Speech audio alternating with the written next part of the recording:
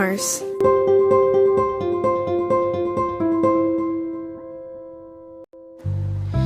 Ang nurse ay isang individual na nangangalaga, nagpapasigla at kumakalinga.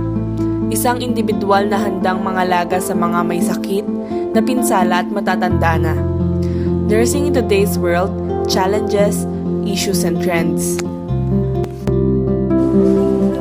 Introduction. Nanggaling sa salitang Latin na nutrar na ang ibig sabihin na alagaan, pahalagahan o kandiliin. Isang propesyon kung saan nakatuon sa pagtulong sa mga individual, mag-anak o ng pamayanan upang mapanatili at mapanumbalik ang mataas na kalidad ng kalusugan. Tumutulong sa mga dalubhasang pangkalusugan sa paggagamot, pagtitiyak ng kaligtasan at pagkalinga sa mga taong may sakit. Kasaysayan ng nursing sa Pilipinas. Noon pa man, naging mahalaga na ang larangan ng medisina sa ating bansa. Malaki na ang pagbabago sa larangan ng medisina. Meron na din tayong iba't ibang propesyon pagdating sa nasabing larangan. Isa na dito, ang propesyon ng nursing. Ang nursing ang tagapag-alaga ng pasyente, kung saan isa na sa mga nakasanayan mula pa sa mga babaylan. Taong 1907, nang unang sumabak sa training ang mga unang Filipino nurses sa Pilipinas sa kamay ng mga Amerikano. Naipatayo din ang kauna-unahang ospital noong 1906 sa Iloilo na layong mag-train ng mga nurse. Taong 1944 nang unang sumabak ang mga nurse sa board examination na ginanap sa Iloilo Mission Hospital. Patuloy pa din ang pagbabago sa ating larangan.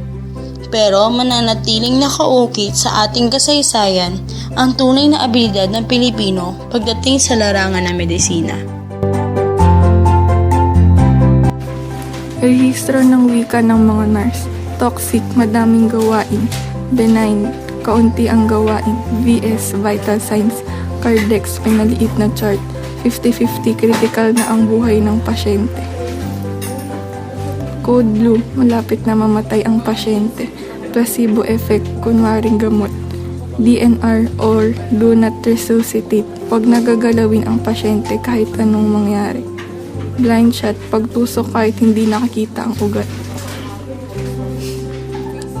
Triage, pag-prioritize sa mas nangangailangan ng paunang lunas.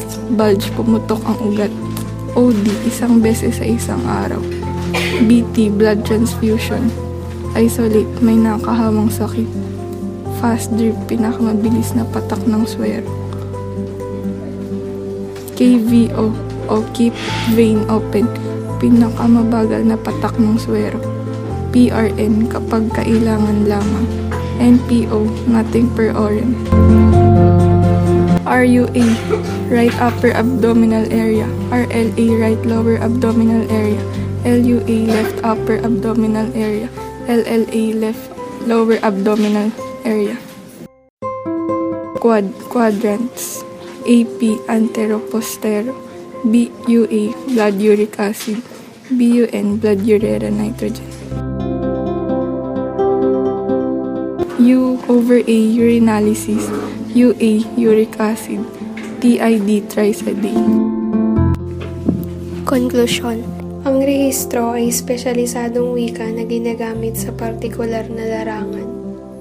Katulad ng mga nurse, mayroong mga salitang sila lamang ang madalas na gumagamit. Maaaring ito ay mga terminolohiyang naituro sa kanila noong sila ay nagsasanay o nag-aaral pa. Kung minsan ay ina-abbreviate nila ang mga salita upang mas mabilis nila itong matandaan. Ginagamit nila ito upang mas mapabilis ang pakikipag-ugnayan nila sa kapwa nila may kaparehong propesyon o bokasyon na siya namang magiging daan upang lubos na magawa ng isang nurse ang kanyang layunin na pangalagaan ng mga individual, pamilya o pamayanan na higit na nangangailangan sa kanya.